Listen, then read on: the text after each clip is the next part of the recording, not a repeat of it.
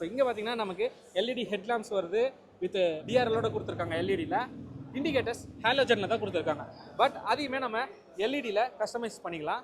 And ஃப்ரண்ட்டில் telescopic suspension வருது, ரியரில் dual shock கொடுத்துருக்காங்க. டயர்ஸ் எடுத்துக்கிட்டோம்னா நமக்கு ஃப்ரண்ட்டில் 18 இன்ச்சஸ் வீலும் ரியரில் 17 இன்ச்சஸ் வீலும் வருது. எம்ஆர்எஃப் டியூப்லெஸ் டயர் தான் யூஸ் பண்ணியிருக்காங்க. அண்ட் பிரேக்ஸை பொறுத்தவரை டிஸ்க் பிரேக்ஸ் தான் கொடுத்துருக்காங்க வித் டியூவல் சேனல் ஏபிஎஸோட.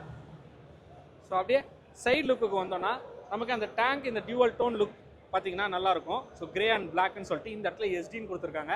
ஸோ இங்கே எஸ்டியோடைய லோகோ வந்து ஸ்டிக்கரிங்கில் கொடுத்துருக்காங்க. அண்ட் இந்த டேங்க்லையுமே டிசைன்ஸை வந்து நம்ம சூஸ் பண்ணிக்கலாம். ஸோ அதுலேயுமே நிறைய இருக்குது. அதாவது அந்த வண்டியில் பார்த்தீங்கன்னா சிங்கிள் கலரில் இருக்கும் உங்களுக்கு, ஆனால் டீக்கர் கொடுத்துருப்பாங்க 69 சொல்லிட்டு. ஸோ எஸ்டி லான்ச் ஆன அந்த இயரை மென்ஷன் பண்ணுற மாதிரி. ஸோ இந்த வண்டியில் பார்த்தோன்னா நமக்கு பிளெயினான லுக்கில் கொடுத்துருப்பாங்க. எந்த ஒரு டியூவல் டோன் டிசைன்ஸோ எதுவுமே இல்லாமல் ஒரே சிங்கிள் கலரில் கொடுத்துருப்பாங்க. ஸோ இந்த மாதிரி இந்த வண்டிக்குமே எனக்கு சிங்கிள் கலர் தான் வேணும்னா நான் அதை வந்து கஸ்டமைஸ் பண்ணிக்கலாம். ஆர்எல்ஸ் அந்த வண்டி மாதிரி நமக்கு 69 டீக்கர் போட்டு டியூவல் டோன்லேயே 69 டீக்கர் போட்டு வேணும்னா நான் கஸ்டமைஸ் பண்ணிக்கலாம்.